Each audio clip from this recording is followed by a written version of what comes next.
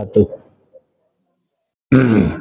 Innal hamdalillah nahmadu wa nasta'inuhu wa nastaghfiruh wa na'udzu billahi min syururi anfusina wa sayyiati a'malina.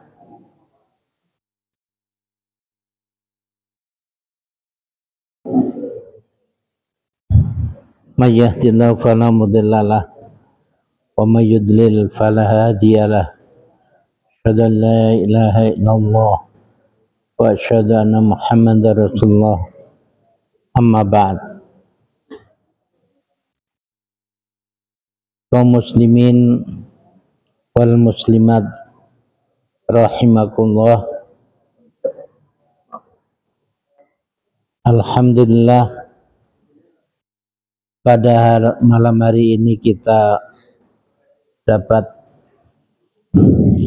melanjutkan taklim, yaitu kita mempelajari satu kitab dengan judul Nailul Maram fi Tafsiri Ayatil Ahkam. Nailul Maram itu artinya mencapai sesuatu yang kita inginkan.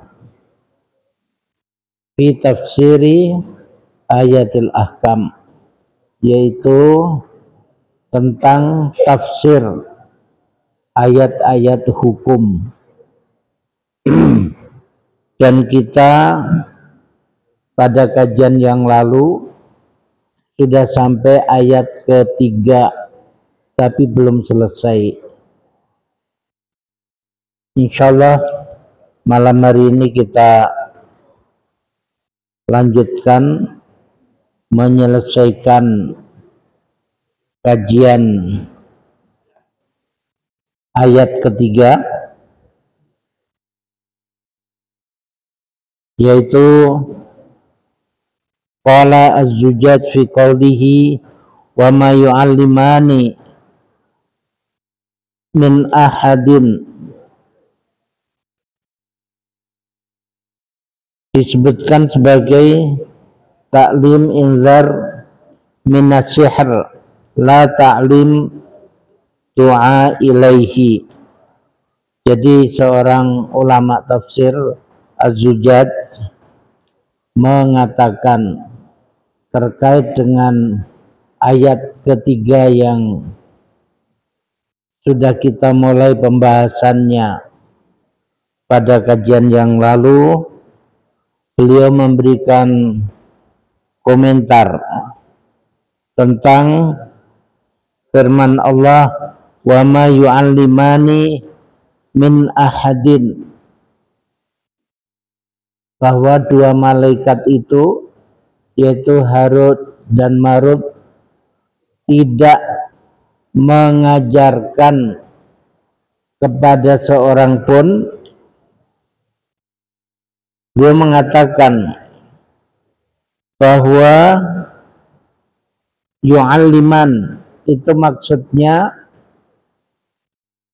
memberikan ilmu, mengajar, yaitu taklim inzar minas sihr, memberikan pengajaran tentang sihir, tapi dalam nuansa inzar, peringatan agar orang tidak terjebak pada ilmu sihir.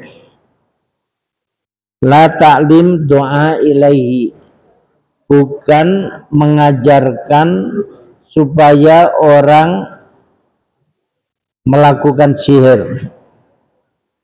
Qala wa huwa alladhi alaihi aksar ahlul lughah wan nazar.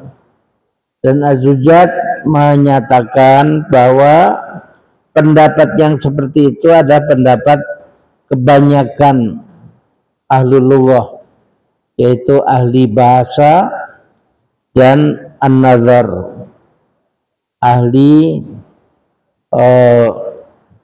mengenai pandangan-pandangan para ulama. Waqad qila inna qawlahu yu'allimani minal i'lam la min at-ta'lim. Dan sebagian penafsir mengatakan bahwa ayat yang mengatakan yu'allimani, maksud daripada yu'allimani itu adalah i'lam, bukan taklim. Nah, ini bapak-bapak perlu bisa membedakan ya, bahwa dalam bahasa Arab itu kata-kata yu'allimani itu mempunyai beberapa kemungkinan makna. Nah, dari kata-kata allama yu'allimu. Yu'allimu itu bisa berarti taklim, bisa berarti i'lam. Apa bedanya taklim dan i'lam? Taklim itu mengajarkan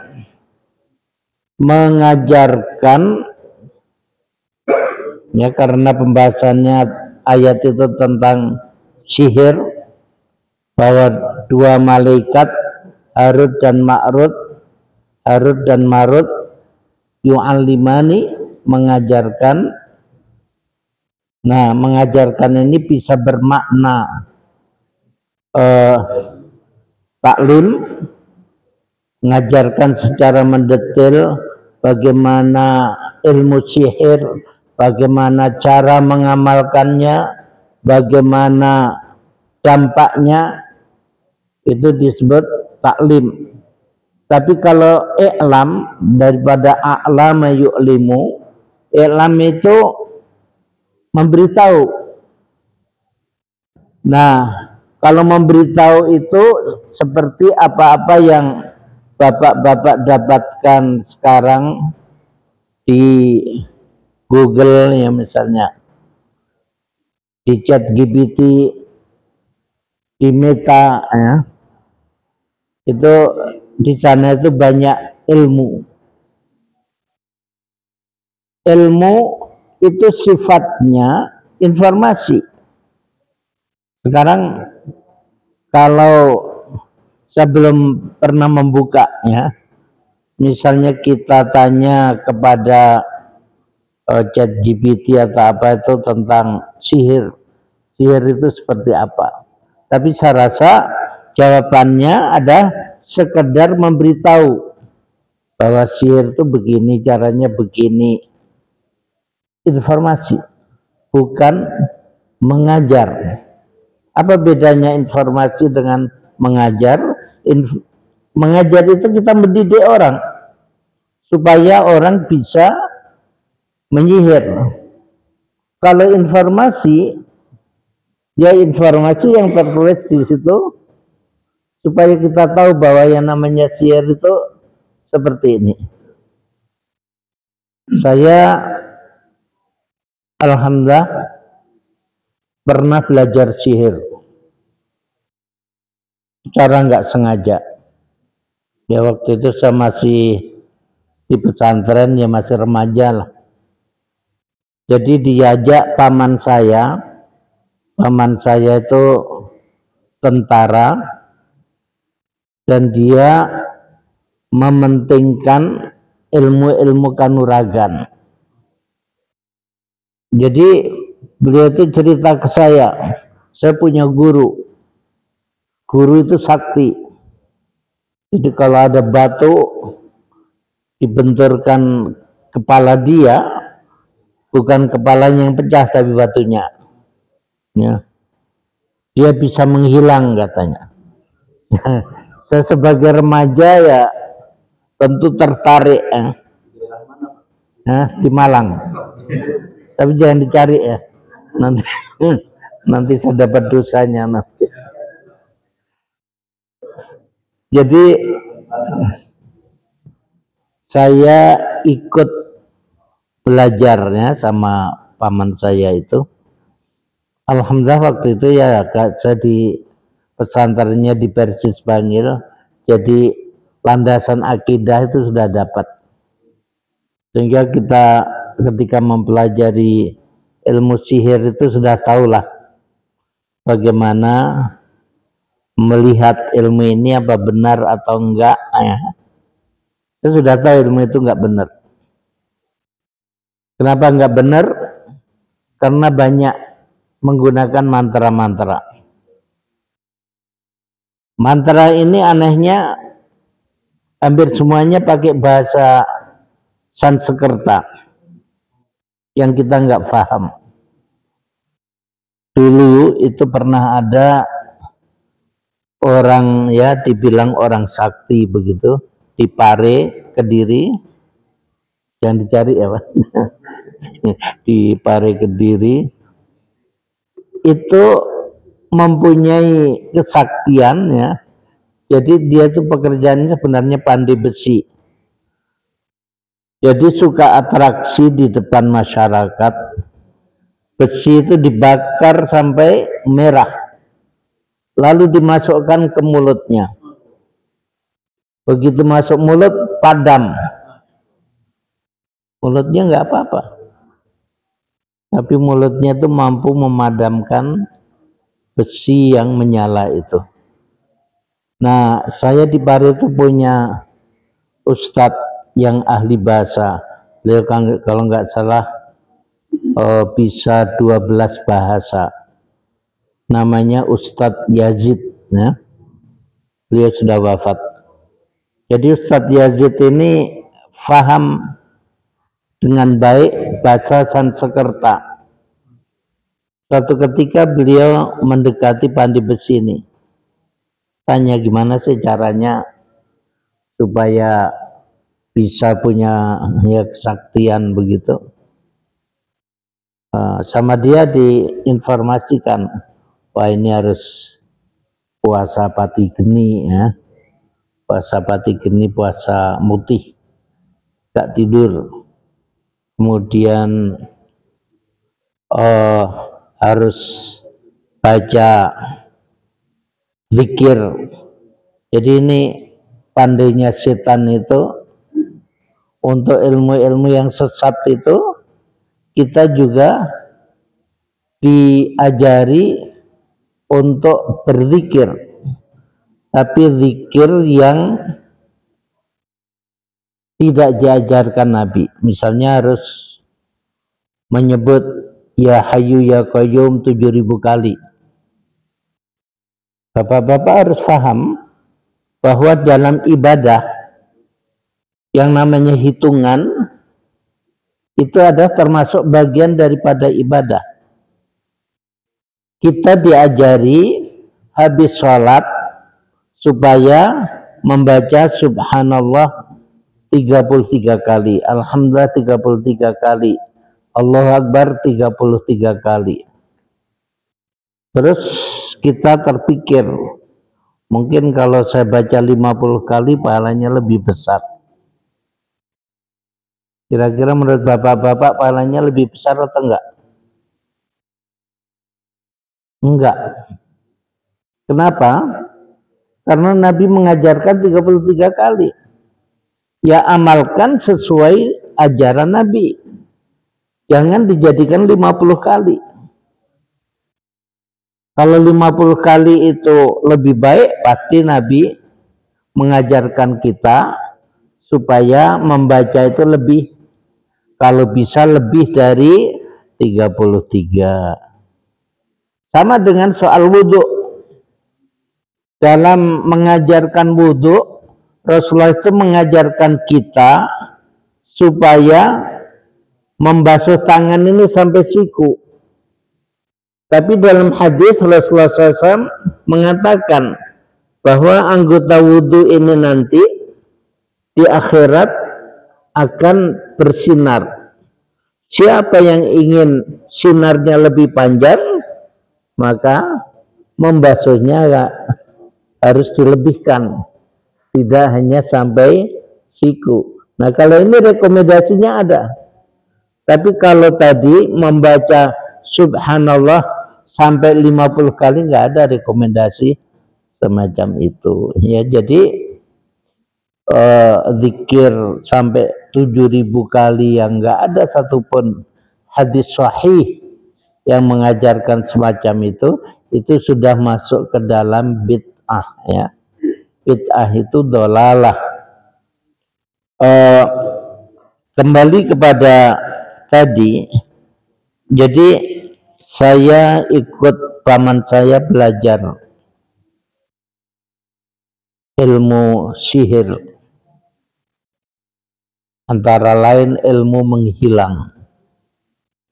Nah, saya sudah diajari syarat-syaratnya ini. Setelah itu membaca Bismillah. Bismillah ini harus dipotong-potong. Bis, lalu membaca mantra. Mil, baca mantra. Lah, baca mantra. Ini kan kacau ya. Bismillahirrahmanirrahim, yang kalau diurai itu sudah jelas uraiannya, bi lalu ismi lalu Allah dan seterusnya, itu kan uraian yang benar. Ini dipotong-potong bismillah sampai him. Ketika him itu katanya hilang ya. Ini ilmu menghilang, ilmu memelet perempuan. Itu juga termasuk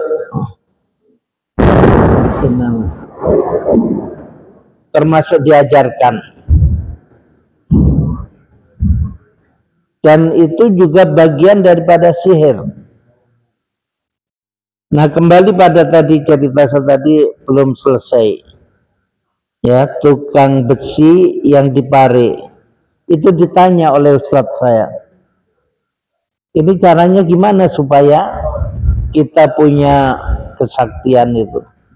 Kata pandai besi itu, caranya harus puasa, harus baca zikir ini.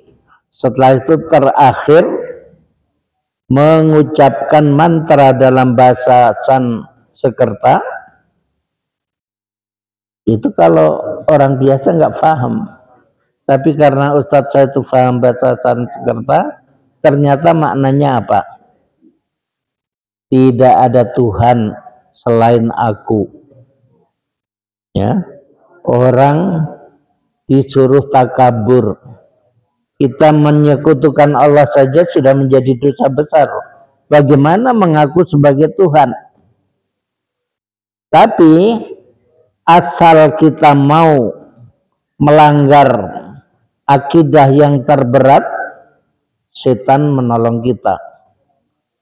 Apa bantahan setan? Yaitu tadi ya, ketika besi menyala dimasukkan ke mulut, besinya padam ya, dengan bantuan setan. Nah, kita minta tolong kepada setan itu juga merupakan syirik, lalu mengucapkan tidak ada Tuhan selain aku, naudzubillah min dzalik ya. Betapa besar dosanya. Itulah yang dilakukan oleh Fir'aun ya. Makanya yang namanya mantra ya, itu orang nggak paham nggak apa-apa. Yang penting syaratnya ketika mengucapkan mantra jangan ingat Allah. Di sekitar kita jangan ada disebut nama Allah. Kemudian meskipun kita nggak paham, kita harus yakin apa yang kita ucapkan itu ada sesuatu yang keramat ya. Nah, dengan keyakinan semacam itu, setan lalu menolong kita. Jadi sihir itu memang dengan bantuan setan. Rasulullah SAW dalam satu hadis menceritakan bahwa nanti di akhir zaman ketika Dajjal sudah ada di dunia, nah untuk membuktikan pengakuan dia bahwa dia itu Tuhan, lalu manusia tertipu sampai menuhankan dia, Apa cara yang ditempuh oleh Dajjal? Dajjal untuk membuktikan dirinya Tuhan mendatangkan ayah ibu dari orang tadi, yaitu ayah ibu yang sudah lama wafat. Dan tiba-tiba muncul ayah dan ibu orang itu dengan postur tubuh yang sama, suara yang sama, ya,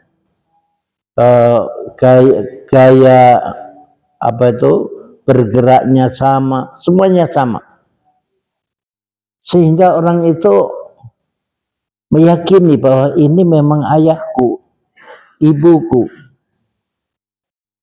Rasulullah kemudian menjelaskan bahwa orang yang seperti ayahnya, seperti ibunya, itu adalah penjelmaan setan. Jadi setan ini benar-benar berkhidmah untuk Dajjal. Dajjal ingin seolah-olah menghidupkan ayahnya dan ibunya, maka setan langsung menjelma seperti ayahnya dan ibunya, ya, seperti itu. Nah, inilah sihirnya Dajjal. Bahkan Dajjal itu melihat ke atas dan menyuruh langit untuk menurunkan hujan, saat itu juga turun hujan. Itu sekali lagi juga permainan setan.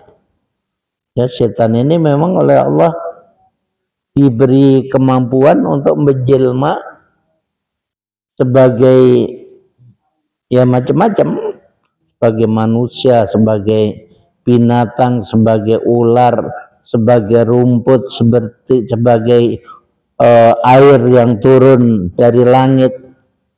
Itulah kelebihan yang Allah berikan kepada setan. Dan di akhir zaman setan ini benar-benar 100% berkhidmah dan mendukung Dajjal.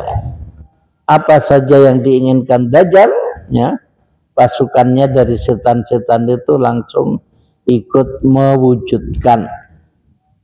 Nah, jadi kembali ke sini, tadi apa yang saya pelajari itu bentuknya memang isinya ada syirik, ada bid'ah, tapi ya begitu, asal mau menjalani, kita korbankan akhirat, maka kita dapat ilmu yang aneh-aneh. Sama dengan pesugihan. Pesugihan itu sama. Jadi orang bikin perjanjian dengan setan untuk mengabdi kepada setan, maka setan memberi uang entah seminggu sekali, entah sebulan sekali, dalam jumlah yang sangat besar. Menjual akhirat untuk dunia. Nah, kembali kepada ini tadi, jadi bahasan kita bahwa dalam bahasa Arab antara ta'lim dengan i'lam itu ada dua hal yang berbeda. I'lam itu memberi informasi, ya, sama saja informasi di Google. Google nggak peduli apakah orang yang membaca informasinya mau mengamalkan atau tidak.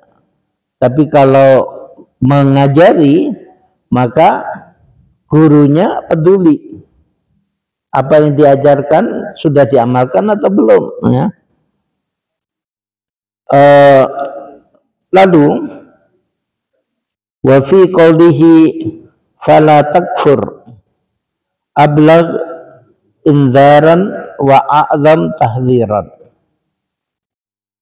Dalam ayat tentang Harut dan Marut itu di sana diceritakan bahwa dua malaikat yang turun di Babilonia, yaitu Harut Marut, itu membuka dirinya bahwa dirinya sedang mendapat cobaan ujian dari Allah. Lalu mereka ini mengajarkan, ya Allah alam, mengajarkan atau menginformasikan sihir, dan di ujung ayat itu ada pesan fala takfur. Ya, jadi aku beri informasi tentang sihir, fala takfur, kamu jangan kufur. Kufurnya bagaimana? Kufurnya yaitu mengamalkan sihir yang salah satu contoh manfaat dari sihir yang disebut dalam ayat itu adalah memisahkan suami dari istri atau istri dari suami dengan sihir. Nah, ini adalah perbuatan dosa besar. Dosa besar utamanya adalah karena menggunakan sihir. Dosa besar kedua karena memisahkan antara suami istri, merusak rumah tangga orang. Ya, jadi pesan Harut dan Marut ketika mengajarkan sihir, pesannya adalah fala takfur, jangan kufur dengan mengetahui masalah sihir ini.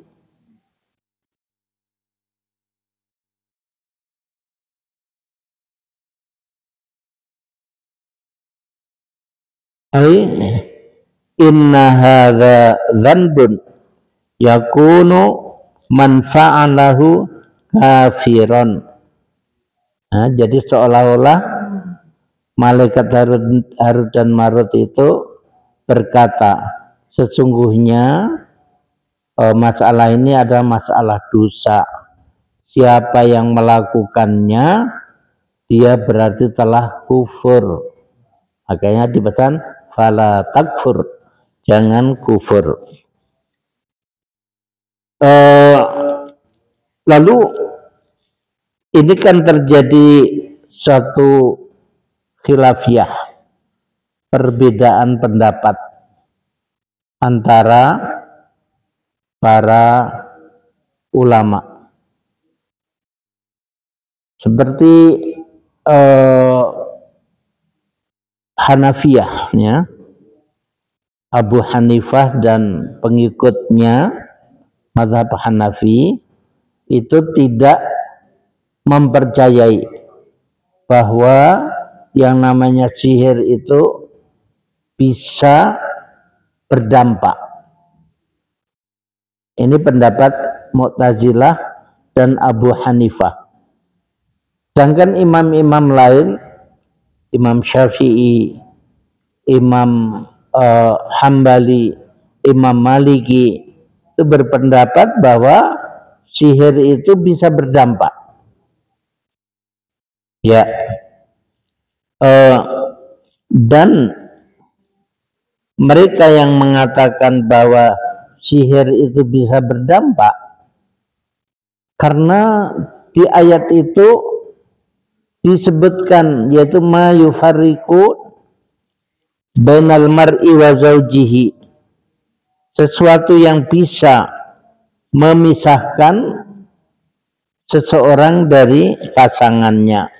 Itu dampak daripada sihir.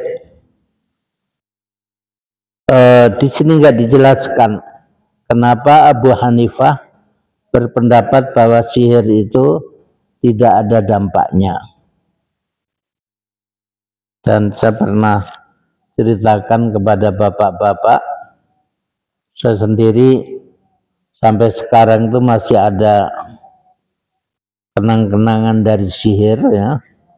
Waktu berdakwah di Metro Lampung, ada yang mengancam untuk menyantet. Nah, saya waktu itu ya menanggapi dengan santai aja. Mau menyantet ya silahkan. Dari Metro 2 tahun, saya kemudian melanjutkan pendidikan ke Saudi 5 tahun. Dari Saudi saya tugas sambil juga belajar di Jerman 13 tahun. Dari Jerman ke Jepang 3,5 tahun. Terus tahun 2001 bulan Juli saya ke Bogor.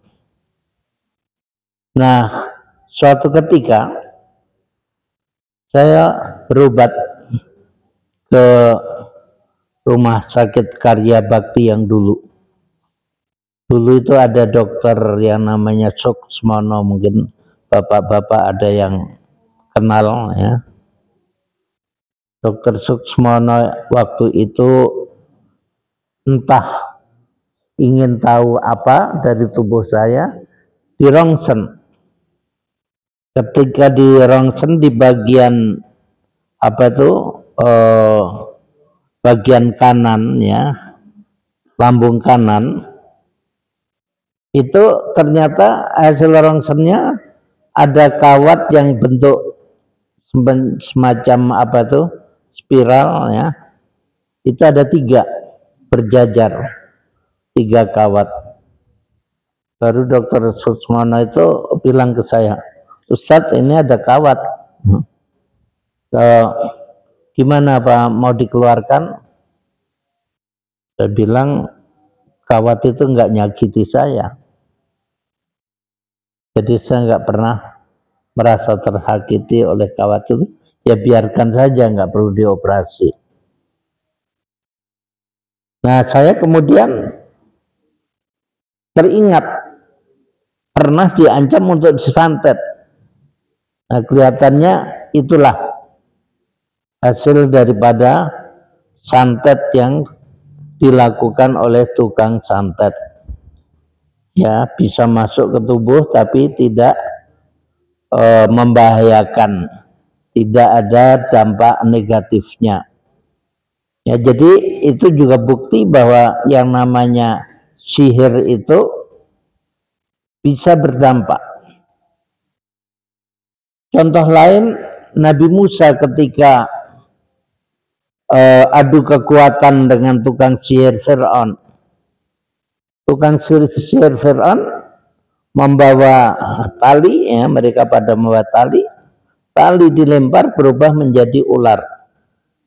Lalu Allah menyuruh Nabi Musa untuk melemparkan tongkatnya, tiba-tiba tongkatnya menjadi ular yang gede dan memakan ular-ular tukang sihir itu. Itu kan juga dampak, menunjukkan bahwa sihir itu dampak.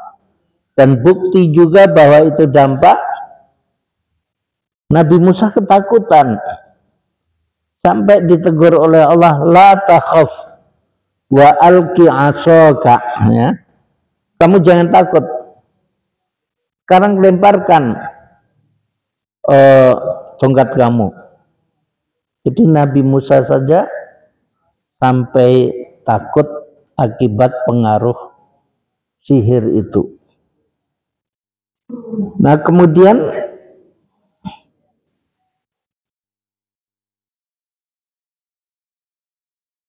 wa qala ta'ifa ukhra inna dzalika khuruj makhrajal aghlab wa nasahir yaqdir ala ghairi dzalik al mansus alaihi aidan.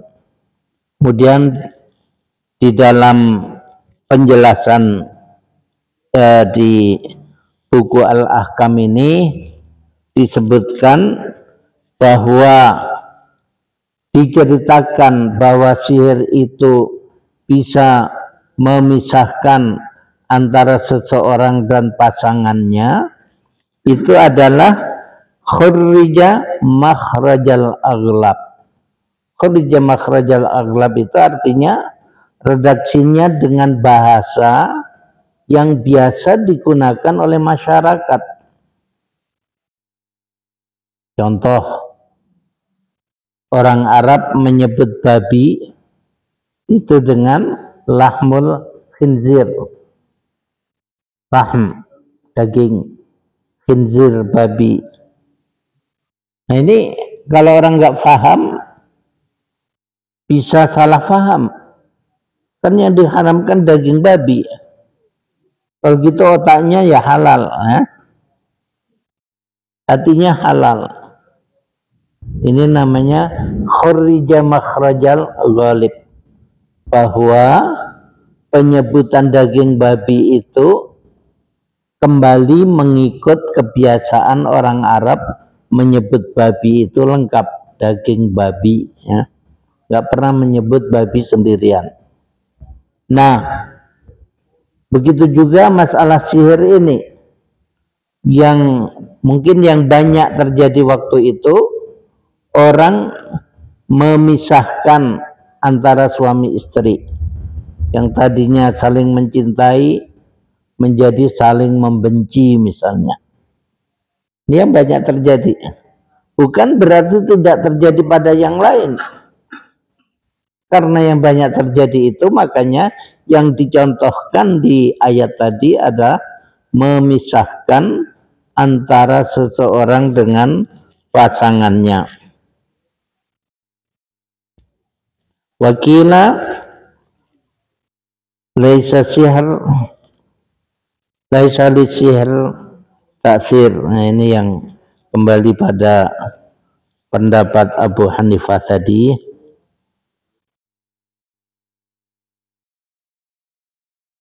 Wa yata'allamuna minhuma ma yufarriquna bihi bainal mar'i wa zawjihi wa baina qali wa ma hum bidari nabi min ahadin illa biiznillah. Ya, sebagai suatu catatan, meskipun sihir itu ada suatu yang sangat sesat, dosa besar, tapi oleh Allah disebutkan bahwa sihir itu tidak bisa berdampak kecuali dengan kehendak Allah. Ya, ini yang perlu kita pahami, bahwa yang namanya kehendak Allah itu tidak semuanya baik, ada juga yang buruk. Yang buruk maksudnya gimana? Yaitu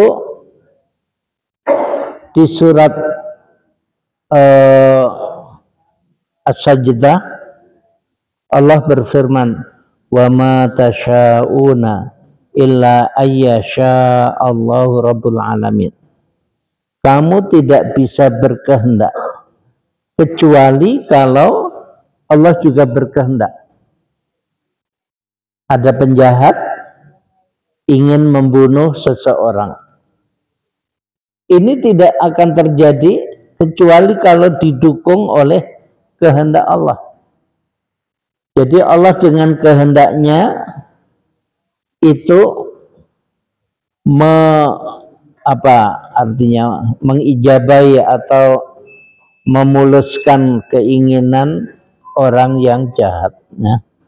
Mohon maaf di skor sebentar untuk azan, nanti dilanjutkan ya sedikit lagi.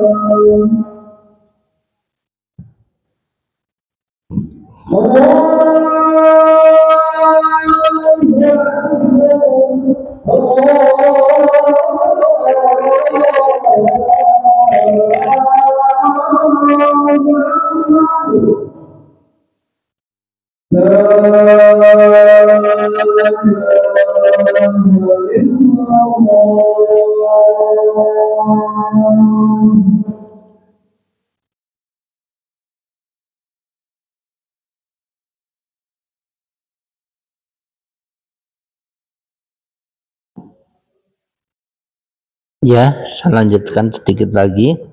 Lalu Allah Subhanahu wa taala berfirman di bagian akhir ayat, wa yata'allamuna ma yadurruhum wa la yanfa'uhum. Ungkapan dalam ayat ini merupakan tasrih bi anna sihr la ya'udu ala sahibihi bi faidah wala yajlibu ilaihi manfa'ah bal huwa darar mahad wa khusran bahs. Artinya bahwa dengan ungkapan Allah wa yata'allamuna, dan mereka belajar, ma yaduruhum, sesuatu yang membahayakan mereka, wala yanfa'uhum, dan tidak memberi manfaat kepada mereka.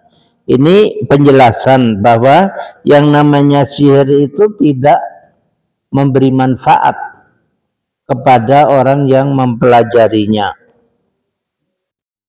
dan ya tidak ada guna, tidak berguna sama sekali. Yang ada adalah darar mahadnya, yang ada hanya bahaya dan kerugian. Nah, jadi sihir ini memang merugikan, membahayakan. Seperti orang pelihara ular kobra di rumah. Ya, ular kobra itu suatu ketika bisa saja mematok orang yang memelihara. Ya, nggak ada manfaatnya. Makanya Rasulullah SAW memerintahkan kalau kita melihat ular, meskipun kita sedang sholat, Rasulullah menyuruh kita membunuh ular tersebut. Ya, ular ataupun kalajengking kalau masuk ke rumah kita, kita sedang sholat, kita diperintahkan untuk membunuhnya. Kenapa? Karena ya membahayakan. Meskipun kita tahu ada orang-orang tertentu yang bisa main-main ya dengan ular kobra misalnya, tapi itu ada sesuatu yang sangat jarang ya, yang ada cerita-cerita bahwa orang yang piara ular itu dipatok misalnya. Nah, sihir juga sama. Saya sekali lagi bersyukur bahwa ketika masih remaja saya dididik di pesantren Persis ya, diajari akidah. Ketika di Saudi, akidah itu juga terus ditingkatkan sehingga insya Allah tidak tergoda ya, tidak akan tergoda oleh tadi ilmu sihir yang pernah saya pelajari ya, karena saya tahu bahwa itu adalah syirik, dosa besar. Nah, akan tapi bayangkan seandainya akidah itu saya nggak punya, mungkin suatu waktu saya terpikir, wah daripada susah-susah hidup cari duit sulit, coba ilmu sihir itu saya manfaatkan ya, berarti ada godaan-godaan semacam itu. Nah, jadi itulah bahwa yang namanya sihir itu sama sekali tidak ada manfaatnya, yang ada bahayanya.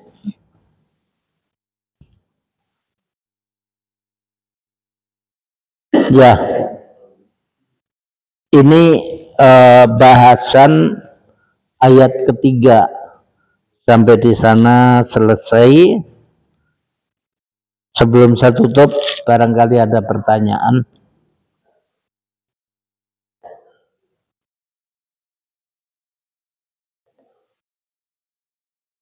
Ya. Waalaikumsalam warahmatullahi wabarakatuh.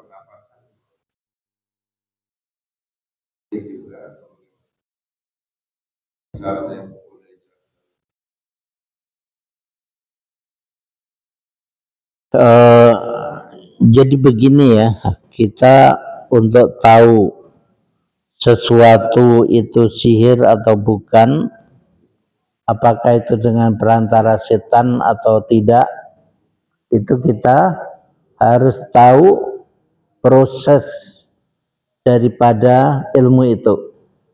Sebelum kita memiliki ilmu itu, perjalanan kayak apa, syaratnya apa.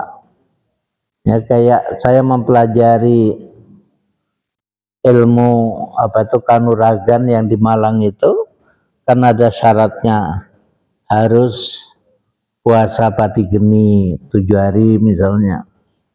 Nah ini kan puasa itu kan ibadah, tapi tidak diajarkan Allah, tidak ada diajarkan Rasulnya. Berarti ini satu bid'ah. Bid'ah itu ada kesesatan, ya, memasukkan pelakunya ke neraka. Lalu kita lihat cara mengamalkan ilmu itu seperti apa. Nah tadi seperti yang dilakukan oleh Ustadz saya, tanya ini caranya gimana untuk mengamalkan. Ternyata ada mantra yang harus dibaca. Ustadz saya paham bahasa Sanskerta, langsung paham. Ternyata makna daripada mantra itu Masya Allah, menyombongkan diri, mengangkat diri sebagai Tuhan. Nah setelah itu kekuatan ini secara logika kita bisa enggak diperoleh dengan apa itu, dengan cara biasa tanpa bantuan setan misalnya. Kalau enggak mungkin, nah itu sudah tanda-tanda bahwa itu adalah dengan bantuan setan. Meskipun kita belum tahu secara pasti, kita harus tahu bahwa itu ada sesuatu yang dibantu oleh setan. Saya waktu di Jepang itu nonton peragaan di TV Jepang, ada seorang pendeta Shinto itu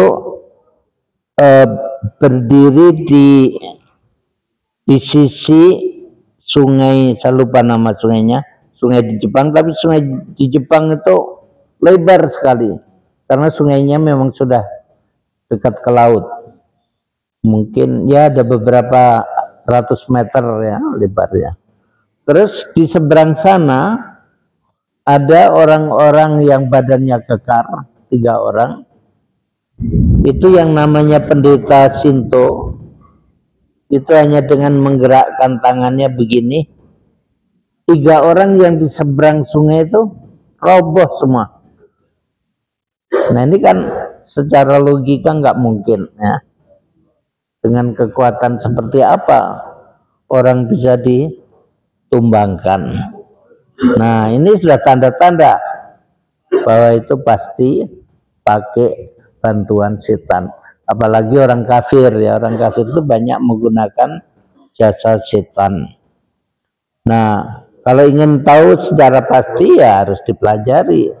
Saya pernah mendengar atau dapat laporan dari teman Ustadz itu yang namanya apa itu tenaga dalam kalimat sada atau apa gitu, itu ada masalah gininya. Tapi saya sendiri belum pernah mempelajari itu seperti apa. Ya, jadi kalau ingin tahu, kita harus mempelajari seperti apa, baru kita bisa menghukumi. Ya, ada lagi?